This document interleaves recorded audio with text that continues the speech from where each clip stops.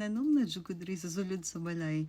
Ang kanin siya, gitanong na ako, Sunday. I think Sunday. Ay, dili day. Ano sa to?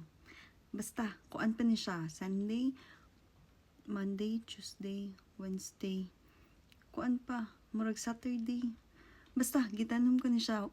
Pila pa lang kaadlaw. Siguro mga Saturday pa. After, murag 5 days. 4 days day. Ito na, oo.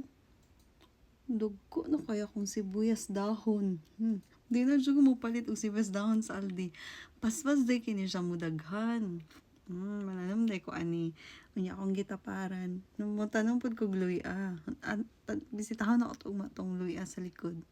Pagkahuman ko, so, pwede itanong ha. Diri lang sa sudad. As in, paspas kay siya na. Siya dahon, kolekta pa day ko ani. So, diri yung mga harvest sa sulod sa balay. O, diba? Tanawa.